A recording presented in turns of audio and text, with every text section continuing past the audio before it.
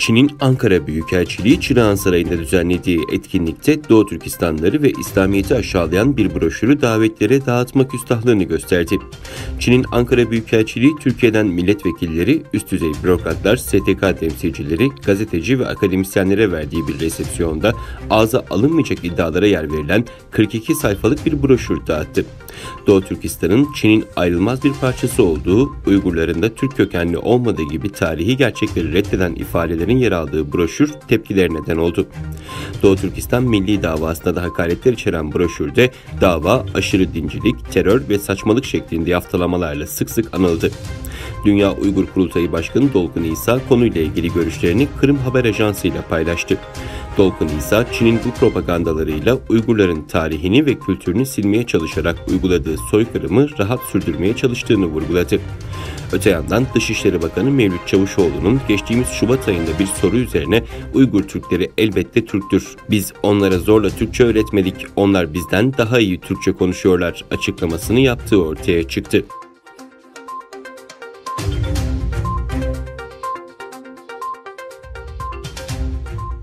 Eski ABD Başkan Yardımcısı ve Demokrat Parti Başkan adayı Joe Biden, Çin'in kamplarda 1 milyondan fazla insanı hapiste tutmasının mantıksız olduğunu ve buna karşı olduğunu söyledi. Joe Biden, Uygurlar hakkında Çin'in batısında 1 milyondan fazla Uygur'un zorla alıkonulması mantıksız. Başkan adayı olarak Doğu Türkistan'daki toplama kamplarına karşı bazı bireyleri ve şirketleri bu korkunç baskıdan sorumlu tutuyorum açıklamasını yaptı. Amerikan seçimleri yaklaşırken ABD'li Müslümanlara yönelik yürütülen seçim kampanyası kapsamında ilk kez bir siyasi parti adayının seçim planlarında Uygur meselesi üzerine durması dikkat çekti. Geçtiğimiz günlerde ABD Başkanı Donald Trump da Uygur İnsan Hakları Yasası çıkararak Doğu Türkistan meselesini Amerikan siyasetine eklemişti.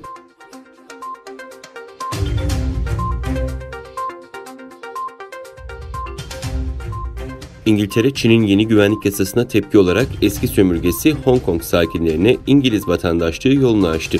Başbakan Boris Johnson, avam kamerasındaki konuşmasında Hong Kong'da uygulanacak yeni güvenlik yasasının Çin-İngiltere Ortak Deklarasyonu'na aykırı olduğunu söyledi. Yasanın Hong Kong'un yüksek düzey özelliğini ihlal ettiğini kaydeden Johnson, Çin'in bu yolda devam etmesi halinde İngiliz deniz aşırı toprakları vatandaşlığı statüsüne sahip olanlara İngiltere'de yaşama ve çalışma, sonrasında da vatandaşlık başvurusu yapma imkanı veren yeni bir yol açacağımızı söylemiştik ve şimdi tam olarak bunu yapacağız dedi.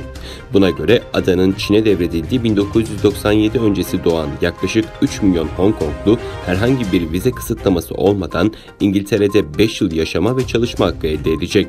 Bu sürenin sonundaysa Hong Konglular İngiliz vatandaşlığına başvurabilecek.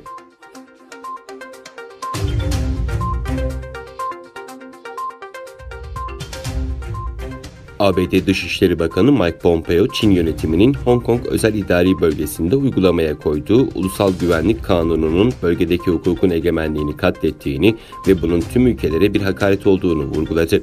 Bakanlık binasında basına yaptığı açıklamada Pompeo, Çin'in Hong Kong politikalarına sert tepki gösterdi. Pompeo, Hong Kong'un dünyanın en sakin, ferah ve dinamik şehirlerinden biri olduğunu, ancak Çin'in uyguladığı politikalar nedeniyle komünist düzenin hakim olduğu şehirlerden bir tanesine dönüşeceğini belirterek şu ifadeleri kullandı. Hong Kong'daki hukukun egemenliği Çin Komünist Partisi tarafından katlediliyor.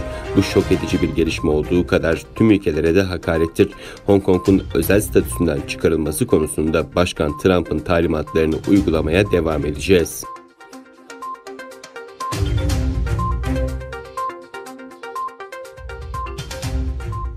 Birleşmiş Milletler Ticaret ve Kalkınma Konferansı, Çin virüsünün son 4 ayda sebep olduğu ekonomik gerilemenin etkisiyle dünya turizm sektörünün bu yıl 1,2 trilyon dolar kayıp yaşayabileceğini duyurdu. Ticaret ve Kalkınma Konferansı'nın yeni yayımladığı bir raporda Çin virüsünün sebep olduğu COVID-19'un dünya genelinde turizme etkisine ilişkin tahminler paylaşıldı. Raporda salgının Mart ayından bu yana sebep olduğu ekonomik gerilemenin etkisiyle dünya turizm sektörünün 2020'de 1,2 trilyon dolar kayıp yaşayabileceği, bunun da küresel gayri safi yurt içi hasılanın %1,5'una denk geldiği belirtildi.